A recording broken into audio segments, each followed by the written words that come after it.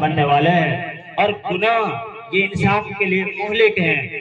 آدمی گناہ کرتا کرتا اس دنیا سے جائے گا تو اس کے لیے خطرہ ہے، جہنم کا خطرہ ہے، اللہ تعالیٰ کے عذاب کا خطرہ ہے۔ ایک مومن کی ذمہ داری ہے کہ گناہوں سے اپنا آپ کو بچائے اور اعمال صالحہ کا اپنا آپ کو پابند بنائے۔ امام بخاری علیہ الرحمٰن نے علم کی عظمت اہمیت بیان کی، پھر عبادات کے احکام بیان کیے، عبادت سے متعلق آیات مبارکہ اور احادیث مبارکہ۔ امام بخاری علیہ الرحمٰن نے پوری عبادات کو بیان کیا۔ پھر اس کتاب میں نبی پاک صلی اللہ علیہ وسلم نے جو بزنس کا اسلامی قانون بتایا ہے، کمائی کا، لین دین کا، کاروبار کا، معیشت کا اور روزگار کا، اس کے اسلامی اصول کیا ہیں، اسلامی احکام کیا ہیں، وہ اس کتاب میں بزنس اور کاروبار، ملازمت، نوکری، خریدنا، بیچنا، کھیتی باڑی کرنا، باغات لگانا،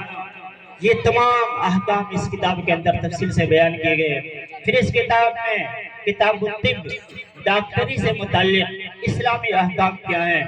شریعت کیا رہنمائی کرتی ہے، ڈاکٹر کو کیسے ہونا چاہیے، اور انسان کو دوا لینا کا کیا حکم ہے شریعت میں، کیسی دوا لینا چاہیے، کن دواؤں سے بچنا چاہیے، اور دوا لیتے ہوئے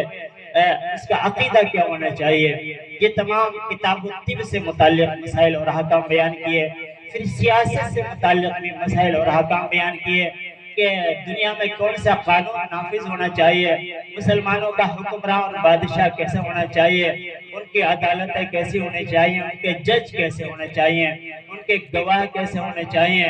مدعی اور مدعا علیہ کے کیا کیا اصول ہے، کس بنیاد پر فیصلہ کیا جائے گا مدعی کے حق میں یا مدعا کے حق میں۔ پھر امام بخاری علیہ الرحمٰن نے اخلاقیات سے بحث کی، تزکیہ نفس، ایک مومن کے اخلاق کیسے ہونے چاہیے، اس کے دل کی کیفیات کیا ہونی چاہیے، اس کے دل کو برباد کرنے والے،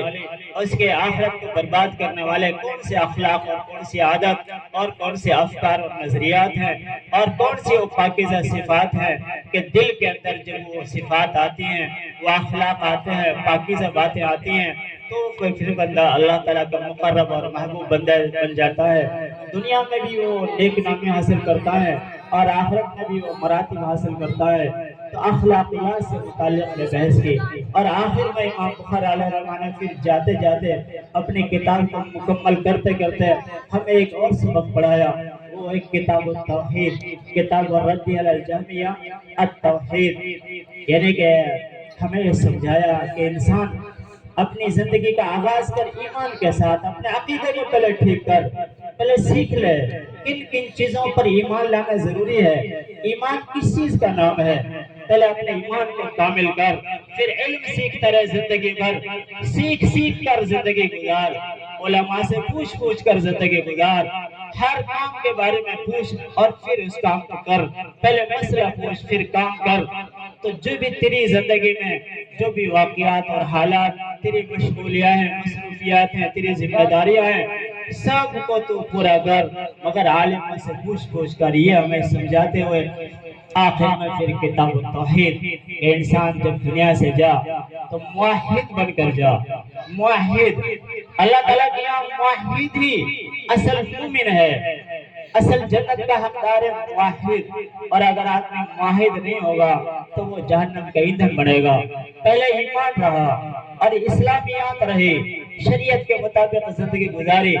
لیکن جب دنیا سے جا رہا ہے تو موحد بن کر نہیں جا رہا تو سارے اعمال اس کی اکارت اور برباد ہو جائیں گے، وہ پھر جہنم کا ایندھن بن جائے گا، جہنم میں پھینک دیا جائے گا۔ تو جیسے امام بخاری علیہ الرحمٰن نے اپنی کتاب کے اختتام کیا کتاب التوحید پر، اسی کے ذریعے ہمیں سمجھایا ہے کہ جیسے میری کتاب مکمل ہوئی ہے، تمہاری زندگی بھی ایک دن ختم ہوگی، میری کتاب بھی ختم ہو گئی، مکمل ہو گئی، تو تمہاری زندگی بھی مکمل ہوگی، ختم ہو جائے گی، تو تمہیں اس دنیا سے کیا لے کر جانا ہے؟ توحید،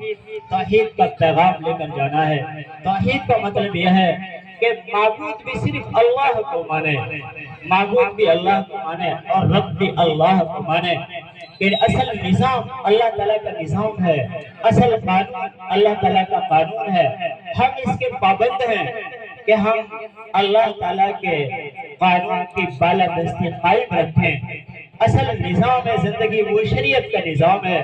اصل دستور حیات وہ قانون ربانی ہے، یہ ہمارا عقیدہ ہو کہ ساری دنیا کے انسانوں کے لیے اصل جو زندگی گزارنے کا جو دستور ہے وہ کتاب اللہ اور سنت رسول اللہ ہے۔ ہم بادشاہ بھی صرف اللہ کو مانے، بادشاہ وہی ہے، قادر مطلق صرف وہی ہے، رب بھی ہمارا وہی ہے، معبود بھی ہمارا وہی ہے، نفع اور نقصان کا مالک بھی وہی ہے۔ وہ نفع پہنچانا چاہے تو کوئی اس نفع کو روک نہیں سکتا، اور نقصان پہنچانا چاہے تو اس نقصان کو کوئی دور نہیں کر سکتا۔ وہ جس کو زندہ رکھنا چاہے کوئی مار نہیں سکتا، اور جس کو وہ مارنا چاہے اس کو کوئی زندہ نہیں رکھ سکتا۔ جس کو وہ فقیر بنانا چاہے کوئی دنیا میں طاقت نہیں کہ اس کو امیر بنا دے، اور جس کو وہ امیر بنانا چاہے دنیا میں کسی کی طاقت نہیں کہ اس کو فقیر بنا دے۔ جس کو وہ ذلیل کرنا چاہے تو دنیا میں کوئی طاقت نہیں جو اس کو عزت دے دے، اور جس کو وہ عزت دینا چاہے دنیا میں کوئی طاقت نہیں جو اس کو ذلیل کر دے۔ تو یہ اس کو کہتے ہیں توحید۔ نظام اللہ کا چلے گا، ہم اللہ کے نظام کو مانیں گے، اللہ کے قانون کو مانیں گے، اسی کو رب مانیں گے، دکھ سکھ میں اسی کو پکاریں گے، اسی کو حاجت روا سمجھیں گے، اسی سے فریاد کریں گے، اسی سے سوال کریں گے، جو مانگیں گے اسی سے مانگیں گے، اسی کی ذات پر اعتماد، اسی پر توکل، اسی کی بادشاہت، اسی کے اقتدار، اسی کا علم، اسی کے ارادہ اور مشیت۔ کائنات میں جو کچھ ہوتا ہے اس کے ارادے کے تحت ہوتا ہے، اس کی چاہنے کے مطابق ہوتا ہے، اس کی چاہت کے خلاف، اس کی مشیت کے خلاف دنیا میں کوئی چیز کوئی پر نہیں مار سکتی، سانس نہیں لے سکتی، کوئی پرندہ پر نہیں مار سکتا، کوئی پتا نہیں ہل سکتا، ادھر سے ادھر کوئی ٹس سے مس نہیں ہو سکتا۔ اسی کا نظام چل رہا ہے، اسی کی مشیت اور اس کے ارادے کائنات میں کار فرما ہے۔ ایسا عقیدہ دل میں بٹھا لینا ہے، اس کو کہتے ہیں توحید۔ ایک مومن پر لازم ہے کہ واحد بنے۔ اگر اسلامی نظام کے مقابلے میں دوسرے نظام کو وہ قبول کر رہا ہے، دوسرے نظام کو ترجیح دے رہا ہے تو وہ واحد نہیں ہے، وہ واحد نہیں، اس کا عقیدہ اور ایمان خطرے میں ہے۔ قانون تو اسی کا ہے، یہ ہماری مجبوری ہے کہ مکمل طور پر ہم اس قانون کو نافذ کرنے پر قادر نہیں ہے، لیکن اصل ہمارے دل میں جو عظمت اور عقیدہ ہو وہ اسلامی قانون کی عظمت ہو، اسی کی اہمیت، اسی کا عقیدہ ہو، اور اسی کو ہم اپنا دستور العمل بنانے کی فکر کریں، اسی کو اپنا نصب العین بنائیں۔ تو یہ توحید ہے۔ امام بخاری علیہ الرحمہ نے اس میں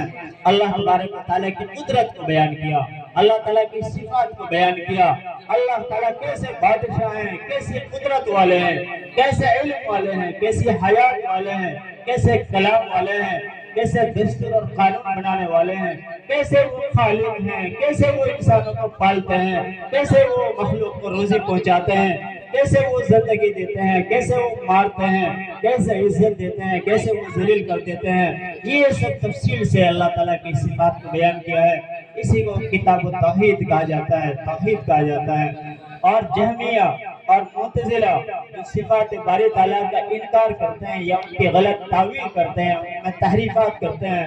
ان سب کو رد کرتے ہوئے امام بخاری علیہ الرحمہ نے جو اصل جو توحید ہے، جو توحید ربانی ہے، علماء اہل سنت والجماعت نے اور کتاب اللہ اور سنت رسول اللہ نے جو حقیقی توحید ہمارے سامنے پیش کی ہے، اس کو امام بخاری علیہ الرحمہ نے بیان کیا۔ اور یہ سب سے آخر میں امام بخاری علیہ الرحمہ نے ایک باب قائم کیا ہے، یہ آخری سبق جو ہم پڑھ رہے ہیں، بچیاں متوجہ ہو، اپنا سبق پڑھ لیں۔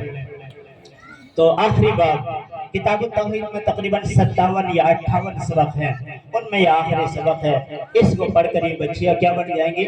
عالمہ فاضلہ بن جائیں گی، ان کی ذمہ داریاں بدل جائیں گی پھر۔ تو باب قول اللہ تعالیٰ، امام بخاری علیہ الرحمہ نے یہاں بھی اللہ تعالیٰ کی صفت کو بیان کیا ہے، صفت عدل۔ اللہ تعالیٰ کے بے شمار صفات ہیں، اسماء حسنہ اللہ تعالیٰ کے لیے ہیں، ان میں سے اللہ تعالیٰ کی ایک پاکیزہ صفت عدل ہے۔ اللہ تعالیٰ عادل ہے، عدل فرماتے ہیں، ظلم نہیں فرماتے۔ جو کچھ بھی اللہ تعالیٰ فرماتے ہیں وہ عدل ہی عدل پر مبنی ہوتا ہے۔ اللہ تعالیٰ کبھی ظلم نہیں کرتے۔ بہت ساری عورتیں سمجھدار نہیں ہوتی، کسی کا بچہ مر گئے، اکلوتا بیٹا ہے کسی کے لیے، بڑھاپا میں ایک مرد عورت کو اللہ تعالیٰ نے بیٹا دیا اور پھر اس کو اللہ تعالیٰ نے اٹھا لیا، تو بعض کہتی ہے تو اللہ تعالیٰ نے اچھا نہیں کیا،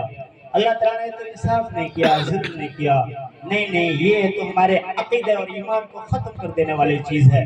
اللہ تعالیٰ عادل ہی عادل ہے، ظلم کی نسبت اللہ تعالیٰ کی طرف کبھی بھی نہیں ہو سکتی۔ وہ قادر مطلق ہے، وہ حکیم ہے، وہ جانتے ہیں کیا کس کام میں نفع ہے انسان کا اور کس کام میں نقصان ہے، کیا کیا حکمتیں اس کے کام میں چھپی ہوئی ہوتی ہیں، وہ وہی جانتا ہے۔ بس یہ عقیدہ رکھنا فرض ہے، لازم ہے کہ اللہ تعالیٰ عادل ہے، وہ عدل کرتا ہے، مگر ہماری سمجھ میں نہ آئے تو یہ ہماری عقل کا قصور ہے، ہماری عقل کا نقص ہے، ہماری کم علمی ہے، اور یہ ہمارے عقیدے اور یقین میں ضعف ہے۔ تو بہرحال اللہ تعالیٰ کی صفت ہے صفت عدل۔ مگر یہاں پر امام بخاری علیہ الرحمہ نے ایک تو قرآن عزیز کی آیت پیش کی ہے اور ایک حدیث پاک پیش کی ہے۔ آیت مبارکہ کیا ہے؟ اللہ تعالیٰ فرماتے ہیں وَنَضَعُ الْمَوَازِينَ الْقِسْطَ لِيَوْمِ الْقِيَامَةِ۔ اللہ تعالیٰ نے سارے انسانوں تک ایک پیغام پہنچایا، اپنا حکم پہنچایا، ہمارے اپنے بندوں اور اپنے بندیوں تک، سارے مردوں تک، سارے عورتوں تک ایک پیغام پہنچایا۔ کیا کہ انسانوں قیامت آنی ہے، ساری کائنات کو فنا ہو جانا ہے، سارے جانداروں کو مر جانا ہے، پھر سور میں پھونک مارا جائے گا، دوبارہ فرشتہ سور میں پھونک مارے گا، تو سارے انسان میدان محشر میں اکٹھے ہو جائیں گے، میدان محشر میں اکٹھے ہوں گے۔ ہر انسان ہوگا اور اس کا عمل ہوگا، اچھا اور برا عمل۔ انسان اسی جسم کے ساتھ، جس جسم کے ساتھ وہ دنیا میں زندہ ہے، اسی جسم